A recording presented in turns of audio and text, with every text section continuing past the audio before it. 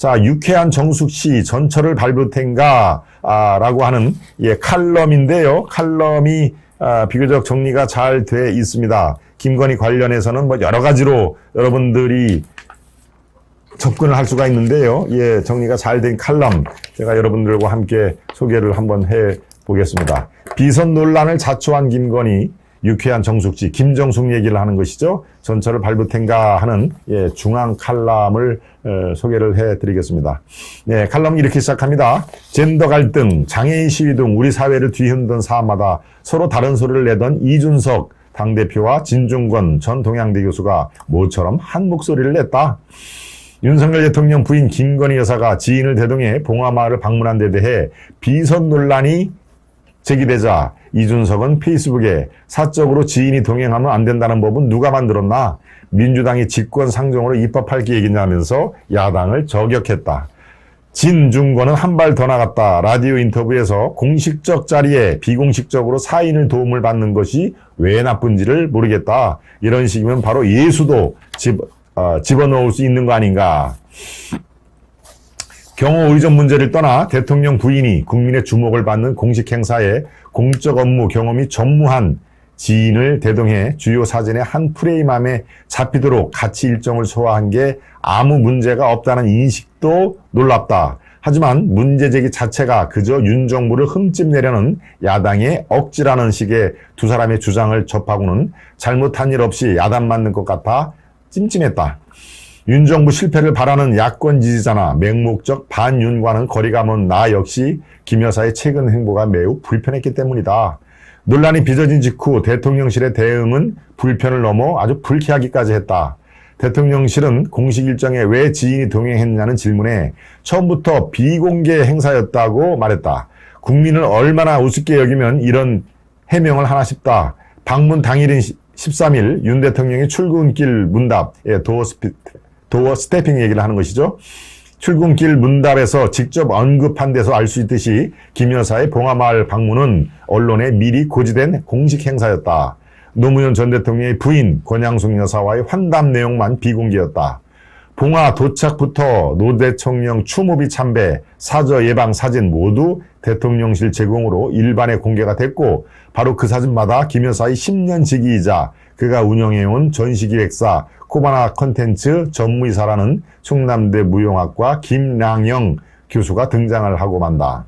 이쯤 되면 야당이 무분별한 공세, 운운에 앞서 공사 구분을 못한다는 논란을 자초했다고 박해는 달리 할 말이 없다.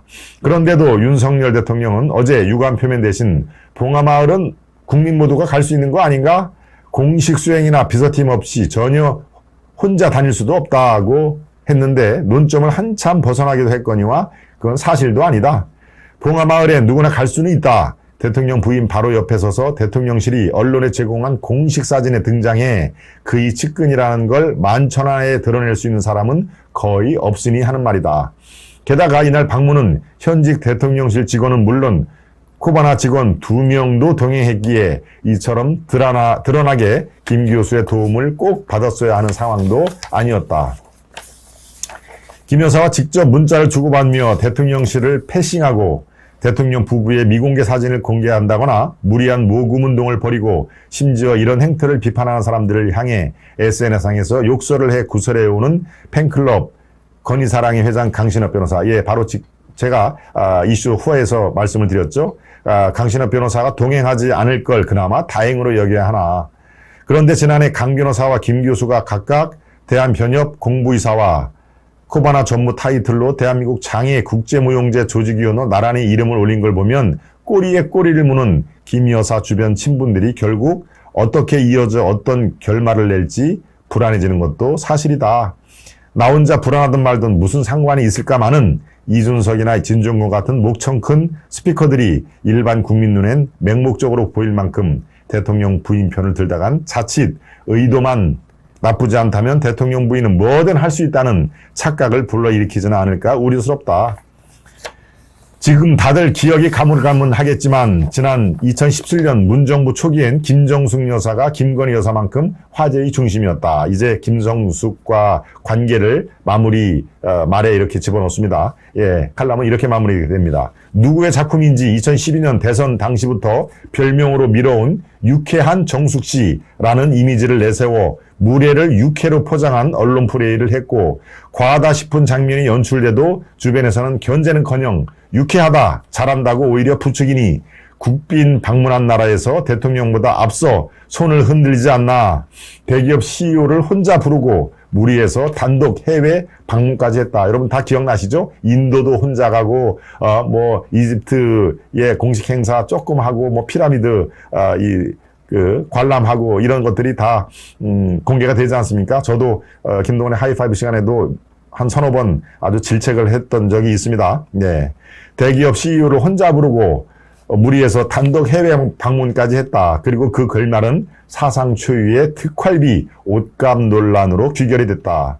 선출되지 않은 권력을 제대로 견제하지 못해 맞은 부끄러운 최후가 아니었던가. 김건희 여사가 이를 타산지적 삼아 임기 내내 선을 지키는 활동을 했으면 좋겠다라고 칼럼은 마무리를 졌습니다. 이렇게 제가 이 내용을 소개하는 것은 이른바 김건희의 딜레마를 보는 시각이 다양할 수밖에 없습니다. 그까지 이 지인을 동반한 걸 왜 이렇게 언론에서는 주목을 하지? 라고 생각을 여러분들이 할 수가 있고, 이건 공과 사의 인식이 너무 희미하다. 이게 다 권양숙 여사를 봉화마을에 방문하는 게 이게 그 사적인 그런 방문이 되지가 않습니다. 이건 당연히 공개적인 행보고요.